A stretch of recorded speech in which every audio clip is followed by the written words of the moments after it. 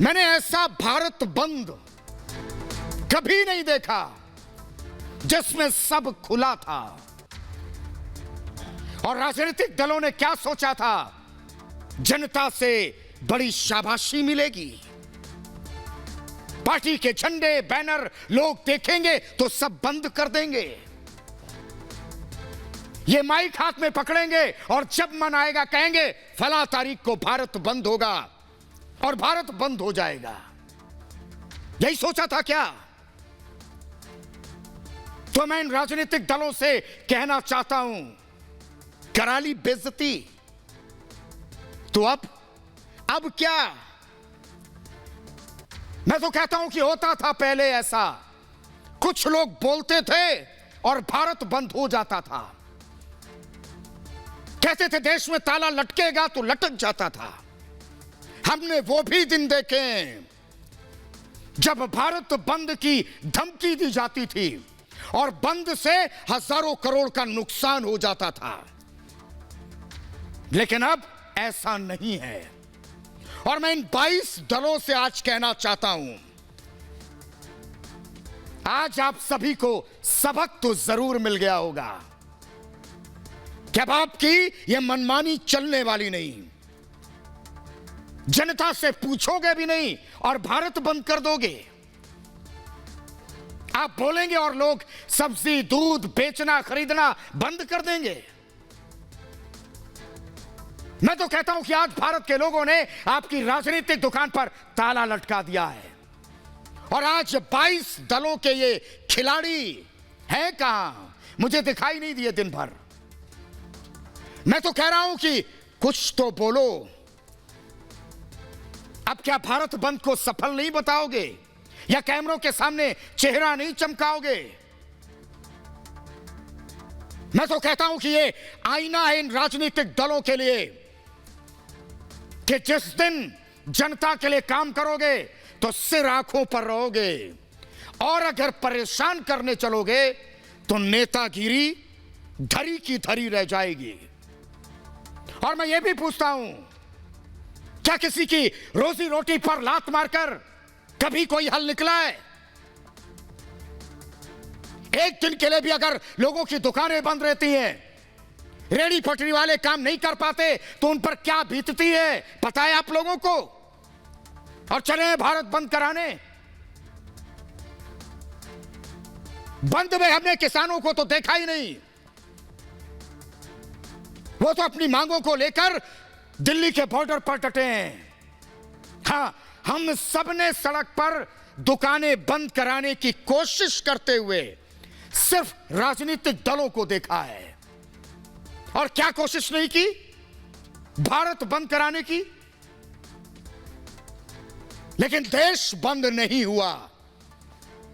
तो अब मैं इन राजनीतिक दलों से कहना चाहता हूं, आपने अपना शक्ति प्रदर्शन देख लिया है और कर लिया है, अपनी ताकत भी आपने आजमा ली है, अब शांत हो जाओ, क्योंकि कल सरकार और किसानों से फिर छठे दौर की बातचीत होने जा रही है। और इसलिए अब हमारे किसानों को भड़काना बंद कर दो।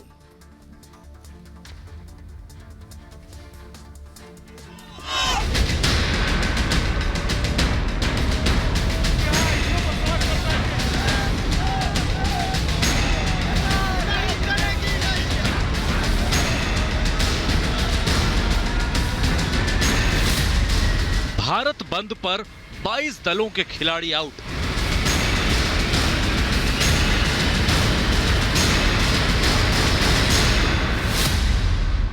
देश खुला, नेताओं की दुकान पर ताला। भारत बंद जो है विपक्ष का, वो सफल नहीं हो पाया है। अब किसानों को भड़काना बंद करो। जो बदनीयत से आए हैं लोग इस आंदोलन का फायदा उठाने के लिए, वो पराजित होंगे और किसान जीतेगा, ये मैं कहना चाहता हूं। आंदोलन के 13 दिन, कल बनेगी बात।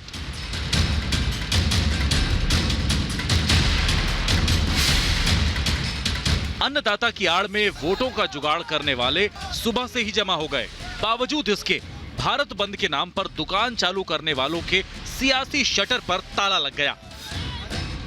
भारत तो चालू रहा, लेकिन किसानों के नाम पर सियासत करने वालों को मुंह की खानी पड़ी। दिल्ली, मुंबई से लेकर पटना और लखनऊ तक देश को बंधक बनाने की साजिश नाकाम हो गई।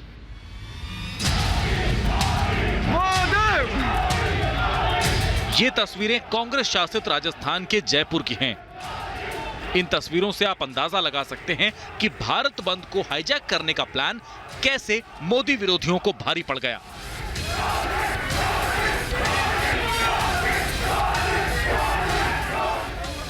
सत्ता के नशे में चूर कांग्रेस कार्यकर्ता जब बाजार बंद कराने पहुंचे तो कारोबारियों ने कैसे उन्हें देश का मूड समझाया।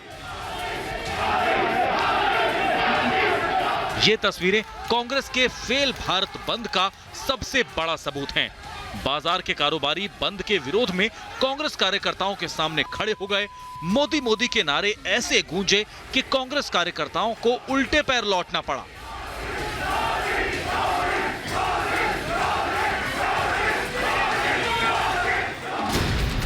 रोज की तरह मंडियां, दुकानें चलती रहीं, लेकिन किसानों के कंधे पर बंदूक रखकर सियासत की फसल काटने वालों की पोल इस बंद ने खोलकर रख दी।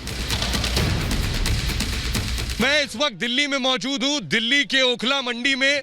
यहां भारत बंद का असर नहीं नजर आ रहा है। रिक्शा चल रहा है, गाड़ी चल रही है, ट्रक चल रहा है और सबसे बड़ी बात कि दूर दूर से दूसरे शहरों से जो सब्जी आई है वो सब्जी चारों तरफ बिक रही है। दिखाइए जरा पूरे ओखला मंडी की तस्वीरें। आप देख रहे हैं कि यहां सब्जी की दुकानें खुली हुई है। भारत बंद का फिलहाल यहां असर नहीं दिख रहा है। किसान आंदोलन के बहाने जिन राजनीतिक पार्टियों ने अपनी राजनीति चमकाने की कोशिश की, उनमें समाजवादी पार्टी भी रही।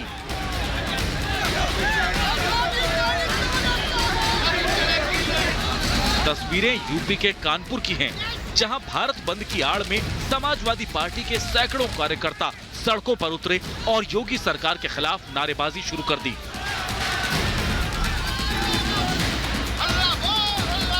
पुलिस ने हंगामा कर रहे कई एसपी कार्यकर्ताओं को हिरासत में ले लिया।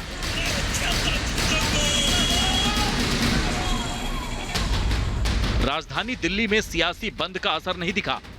आम जनजीवन पर 22 दलों के राजनीतिक बंद का कोई असर नहीं दिखा। सब कुछ सामान्य रहा।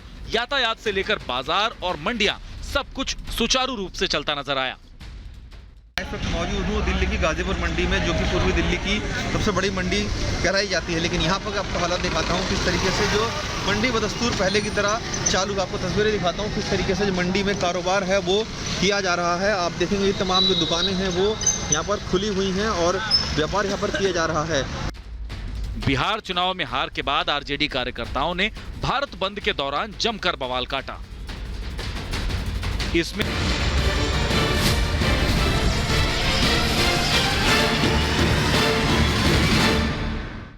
कहीं कोई बंद नहीं हुआ। कांग्रेस ने अराजकता फैलाने की कोशिश की, लेकिन कुछ जगह तो कांग्रेस के कार्यकर्ताओं को ही लोगों ने खदेड़ दिया। पूरी तरह से फ्लॉप रहा, टाइम टाइम फिस हो गया। कांग्रेस का पाखंड नहीं चला।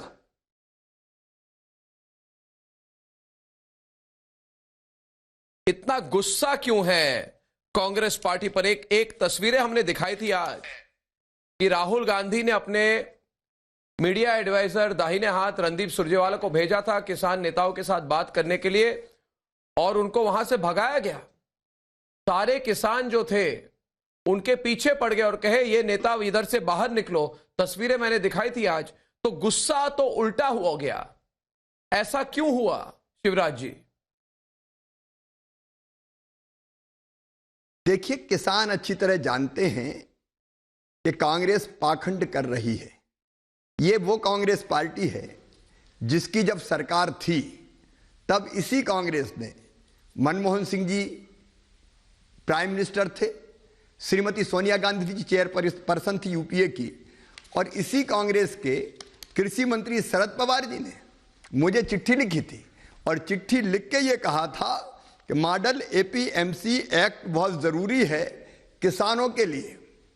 उन्होंने जो शब्द लिखे थे मुझे, माय डियर शिवराज सिंह जी, और इसके बाद में केवल जो रिलेवेंट पंक्तियां वो पढ़ के सुना रहा हूं। There is a need to amend the present APMC act on the lines of the Model APMC Act 2003 in order in encourage private sector investment in marketing, infrastructure, and providing alternate competing marketing channels in the overall interest of the farmers, consumers and agricultural trade.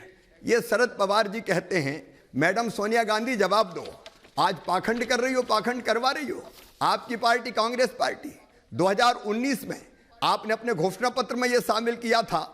घोषणा पत्र के manifesto के page number 17 के point number 11 में दर्ज है, कांग्रेस कहती है Congress agricultural produce market committees act को निरस्त कर देगी और कृषि उत्पादों के व्यापार की व्यवस्था करेगी, जिसमें निर्यात और अंतर्राज्य व्यापार भी शामिल होगा, जो सभी प्रतिबंधों से मुक्त होगा। ये कांग्रेस कहती है। कांग्रेस के नेता कहते हैं कि शिवराज सिंह चौहान कल से किसान, वो कांग्रेस के नेता कल से कह रहे हैं, Congress leaders are saying since yesterday, कल से कांग्रेस के नेता कह रहे हैं, since yesterday the Congress leaders have been saying कि मध्य प्रदेश के मुख्यमंत्री शिवराज सिंह चौहान गलत बयानी कर रहे हैं। 1% जो चिट्ठी के 1% को उठाकर मिसकोट करके वाड्रा परिवार के खिलाफ आपने मुहिम शुरू की है। They are saying that you're misquoting both Sharad Pawar and the Congress leadership by picking up 1% of a document.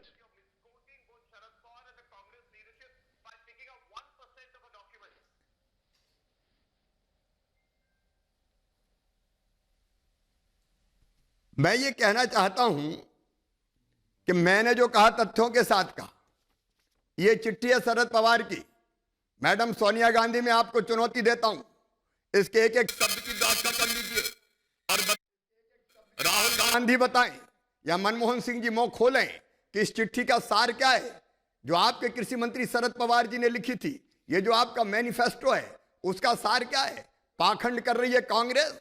ये कांग्रेस मैदान में टिक नहीं सकती। मोदी जी की लोकप्रियता के सामने कहीं टिकते नहीं है, तो किसानों के नाम पर घिनौनी राजनीति करने का काम करते हैं। और वो किसान जिन्हें कह दिया था साफ कि कोई राजनीतिक दल नहीं आएगा, कोई नेता नहीं आएगा, और उनके बीच जब सुरजेवाला जाते हैं, जो आप स्वयं ने बताया, तो उसको किसान दौड़ा देते हैं, उनको भगा देते हैं। किसान अच्छी तरह जानते हैं कि कांग्रेस पाखंडी है, कांग्रेस केवल बरगलाने का काम कर रही है, कांग्रेस केवल राजनीतिक स्वार्थ की सिद्धि के लिए काम कर रही है। कांग्रेस किसानों के हित में कभी नहीं है। मैं तो मैडम सोनिया गांधी से पूछना चाहता हूं, कमलनाथ मुख्यमंत्री थे मध्य प्रदेश के, बता दे प्रधानमंत्री किसान सम्मान निधि के किसानों के नाम तक कमलनाथ जी ने नहीं भेजे थे। कांग्रेस से हम जवाब लेना चाहते हैं। मैं मध्य प्रदेश के बारे में ही पूछना चाहता हूं। प्रधान नहीं, ये कमलनाथ ने कहा, योजना के नहीं शिवराज जी, कमलनाथ ने कहा, जब मैं मुख्यमंत्री बना, कमलनाथ ने कहा 100 करोड़ रुपया। माफ कीजिए, मैं थोड़ी सी इंटरप्ट करूंगा आपको मुख्यमंत्री जी, एक मिनट। शिवराज जी, कमलनाथ ने कहा, अंग्रेजी में कहा, मैं कोट करके आपको बताता हूं। कमलनाथ ने कहा, are the farmers stupid that they have gathered in such numbers? There is a huge difference in farmers from 30 years ago and now. यानी कि उन्होंने कहा, क्या ये किसान बेवकूफ है कि इतने ज्यादा किसान इधर आए हैं? 30 साल पहले के किसान कुछ और थे और आज के किसान जो है वो ज्यादा जानते हैं, अपने अधिकारों के लिए लड़ सकते हैं, ये कमलनाथ ने कहा।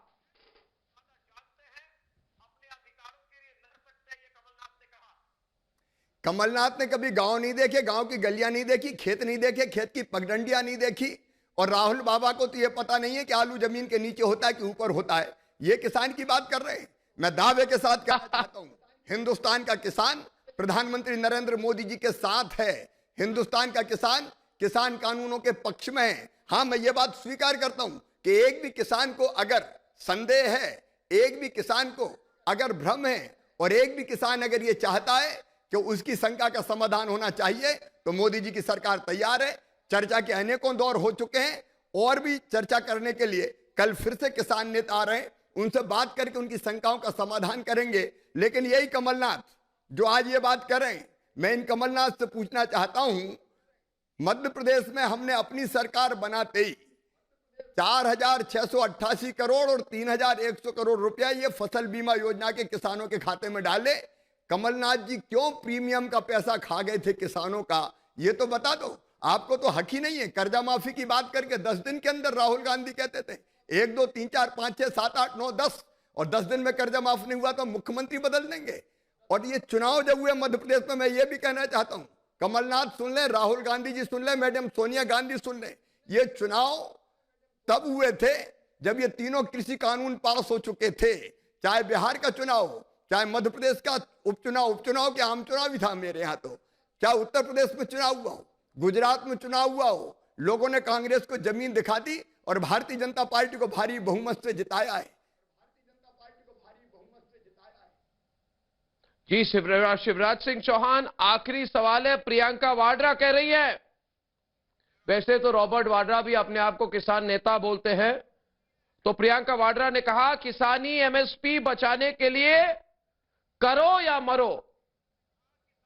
इनका नारा है करो या मरो। वैसे उनकी पार्टी मर चुकी है ये मगर ये किसानों को कह रहे हैं करो या मरो।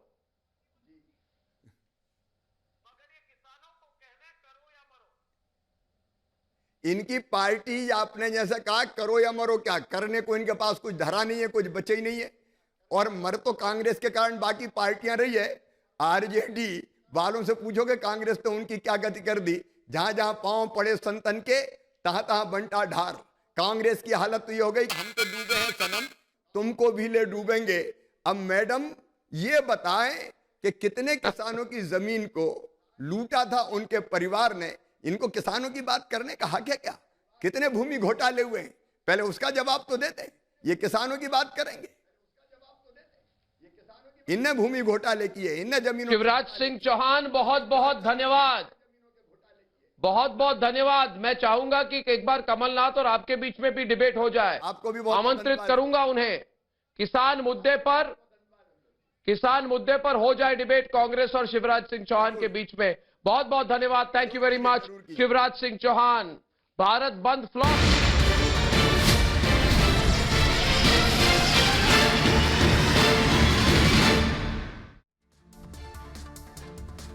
तो आपने देखा क्या कहा मध्य प्रदेश के मुख्यमंत्री शिवराज सिंह चौहान ने इस आंदोलन को लेकर और भारत बंद को लेकर।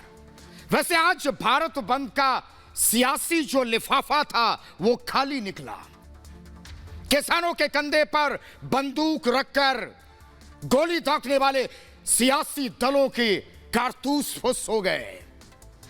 और आज के भारत बंद से पहले यही सियासी दल बहुत बड़ी बड़ी बातें करते थे, लेकिन आज इन्हीं किसानों ने इन्हें इनकी हैसियत बता दी। अभी तक भारत बंद के नाम पर जो सियासी खेल खेला जा रहा था, आज के फ्लॉप शो ने सबको बता दिया कि इनके कारतूस में दम नहीं है। मेरे कहने का मतलब है कि किसान किसी की सियासत का सामान नहीं हो सकते। किसानों को अपने हित और अहित का पता है। किसानों को किसी की मदद नहीं चाहिए। किसान संगठन और सरकार के बीच 5 दौर की बातचीत हो चुकी है, कल 6ठे दौर की बातचीत होगी।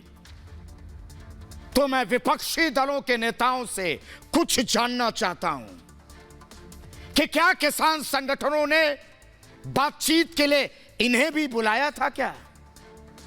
जहां तक मैं जानता हूं, किसान संगठन के नेता दिल्ली के विज्ञान भवन में बैठक के लिए खुद जाते हैं और सरकार के प्रतिनिधियों के साथ बैठकर बातचीत करते हैं, अपनी मांगों को रखते हैं, अपनी आशंकाओं को बताते हैं और सरकार भी किसानों की समस्या के समाधान के लिए कोशिश कर रही है। लेकिन आगे बढ़ने से पहले मैं आपको बताना चाहता हूं कि 3 नए कृषि कानूनों के खिलाफ किसान तो आंदोलन कर रहे हैं और किसान चाहते हैं कि सरकार इन कृषि कानूनों को वापस ले। किसानों को यह डर है कि इस कानून के आने के बाद एमएसपी खत्म हो सकती है, जबकि सरकार कह रही है कि एमएसपी खत्म नहीं होगी, एमएसपी पहले की तरह लागू रहेगी। लेकिन भ्रमजाल गैंग एमएसपी को लेकर किसानों को लगातार गुमराह करने की कोशिश कर रहा है। तो मैं आपको आज के भारत बंद के बारे में बता रहा था। कहने को तो भारत बंद किसानों ने बुलाया था, लेकिन किसानों के भारत बंद के नाम पर उनकी हांडी में पड़ा चावल विपक्षी दलों का था। और वो कहते हैं ना, चोरी की हांडी में चावल नहीं पकते और चोर दरवाजे से राजनीति भी नहीं होती। और अगर राजनीति करनी है तो जनता की अदालत में जाओ, सियासत का चूल्हा वहां जलाओ, वोट की हांडी चढ़ाओ और तख्ते ताउस का चावल पकाओ। किसानों के कंधे पर बंदूक रखकर यह पलटू पॉलिटिक्स नहीं चलेगी। और आज आपने देखा कि भारत बंद के नाम पर पलटू पॉलिटिक्स की हवा कैसे निकली। किसानों ने इस पॉलिटिक्स की दुकान चलाने वालों की दुकान पर आज ताला लगा दिया।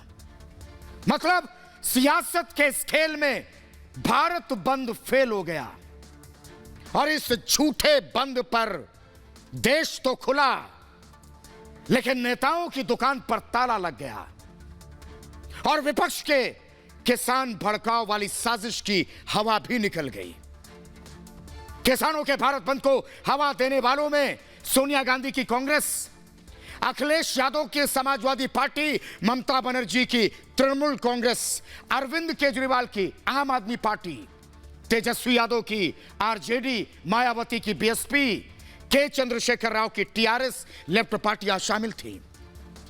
लेकिन दिल्ली समेत तमाम शहरों में भारत बंद बेअसर रहा।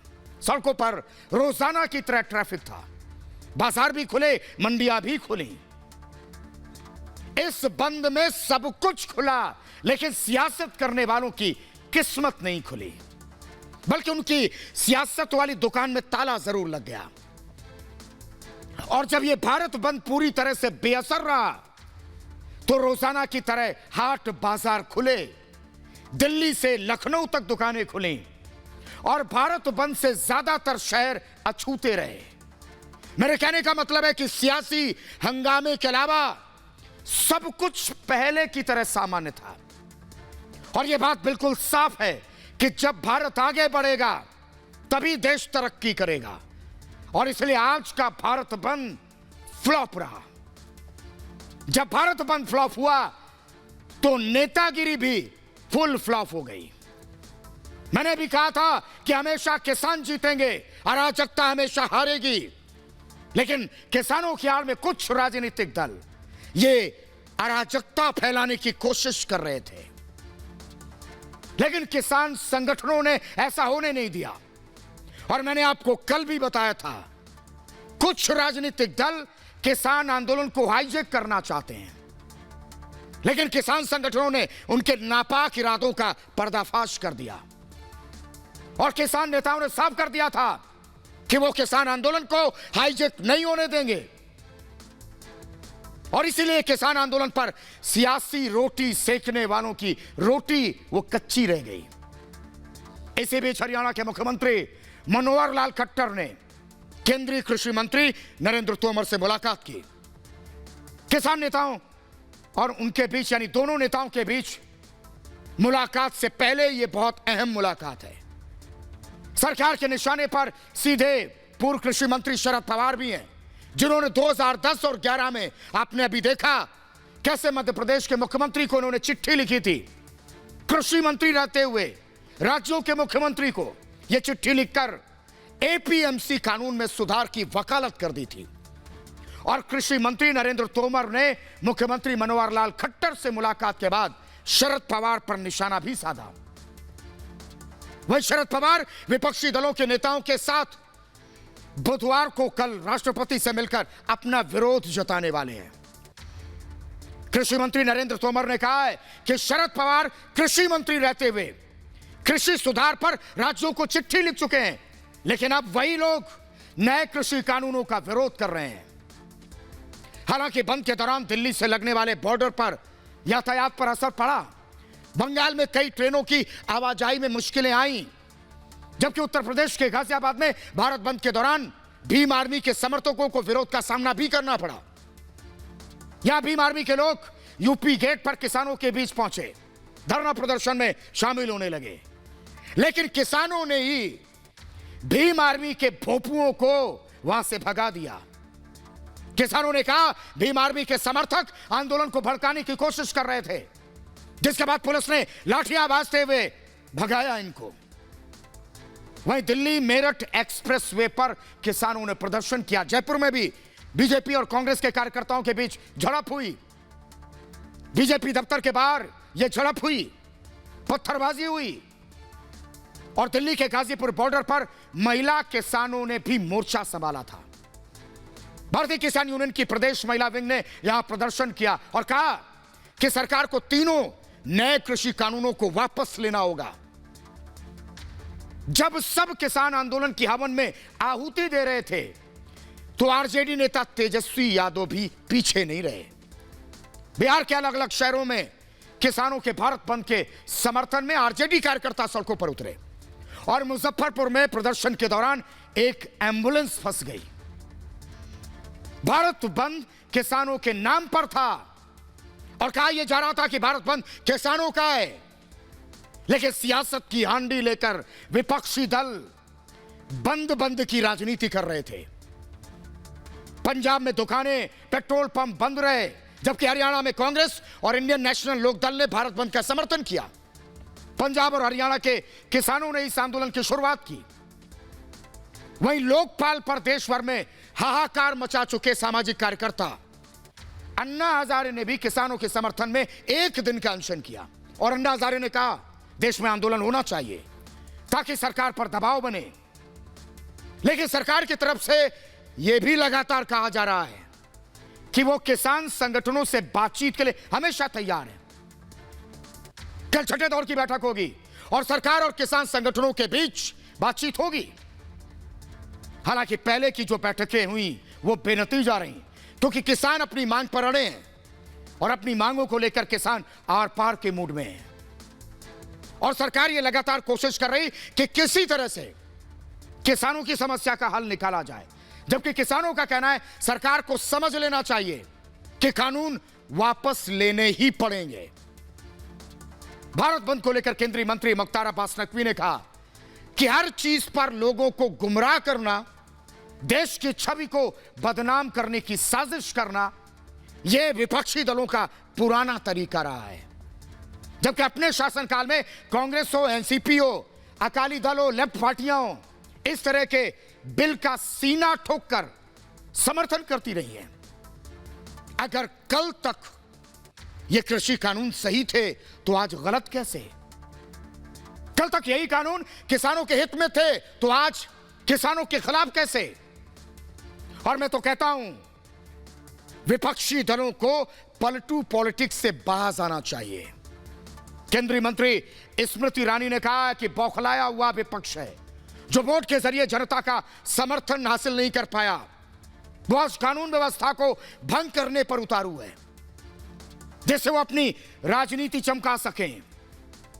लेकिन इससे अराजकता फैलने का खतरा है। जबकि किसान आंदोलन को लेकर कांग्रेस के पूर्व अध्यक्ष राहुल गांधी ने ट्वीट करके कहा कि वो किसान अपनी मेहनत से फसल उगाकर हमारी थालियों को भरता है, उन किसानों को बीजेपी सरकार भटका हुआ बोल रही है। किसानों ने जिस तरह से जोर शोर से आंदोलन तेज किया, केंद्र सरकार भी मान रही है कि अगर एमएसपी की गारंटी वाले कानून को कुछ देर के लिए वापस ले लिया जाए तो किसानों का आंदोलन शांत किया जा सकता है। और ऐसा करने से जहां केंद्र सरकार भी अपने फैसलों से पीछे हटती नहीं दिखेगी, वहीं आंदोलनकारी किसान भी अपने घरों को लौट जाएंगे। अगर किसान संगठन और सरकार ये समझौता करने में सफल हो जाती है तो सियासत की हांडी में चावल पकाने का ख्वाब देखने वालों की हवा एक झटके में निकलेगी।